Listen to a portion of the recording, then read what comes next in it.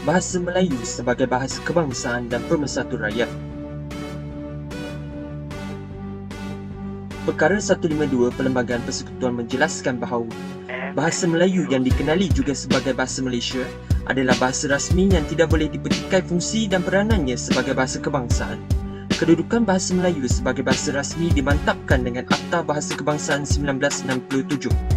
Kepentingannya sebagai bahasa ilmu yang menjadi medium pengajaran dan pembelajaran telah membawa kepada pewataan Akta Pendidikan 1961. Namun, pada masa yang sama, masyarakat pelbagai kaum di Malaysia bebas menggunakan bahasa lain seperti bahasa Mandarin oleh orang Cina dan bahasa Tamil oleh orang India. Bahasa Malaysia teras perpaduan rakyat Malaysia.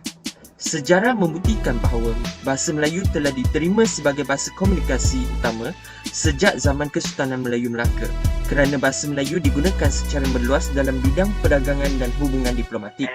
Sejak itulah bahasa Melayu berkembang luas penggunaannya termasuk menjadi bahasa perantaraan di sekolah-sekolah dan menjadi bahasa rasmi di semua agensi kerajaan termasuk di mahkamah.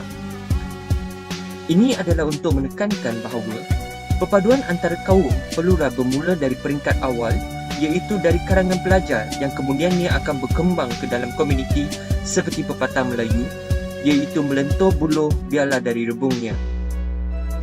Setiap tenaga pengajar perlulah menerapkan bahasa Melayu dalam kalangan pelajar dengan menjadikan bahasa Melayu sebagai bahasa utama dalam pembelajaran dan pengajaran.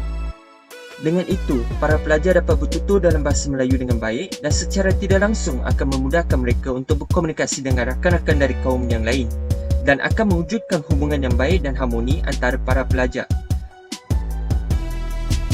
Bahasa Melayu merupakan satu identiti masyarakat Malaysia atas kejayaan kegunaannya sebagai bahasa kebangsaan dan bahasa perpaduan bagi sebuah negara yang terdiri daripada masyarakat yang majmuk. Kita haruslah berbangga kerana kejayaan ini telah menjadikan negara kita sebagai negara model perpaduan di dunia. Jika masyarakat Malaysia sendiri tidak mengamalkan bahasa Melayu dalam pertuturan mereka, maka keistimewaan bahasa ini sebagai bahasa kebangsaan akan dipijak oleh bahasa-bahasa yang lain dan lambang jati diri rakyat negara Malaysia akan lenyap dan hilang begitu sahaja. Oleh itu, menghayati dan menguasai bahasa Melayu merupakan tanggungjawab kita sebagai rakyat Malaysia bagi mengekalkan perpaduan kita justru menjamin kebahagiaan dan keselamatan rakyat di negara kita.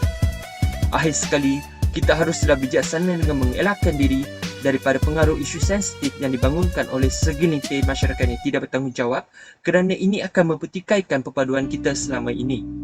Sekian, terima kasih.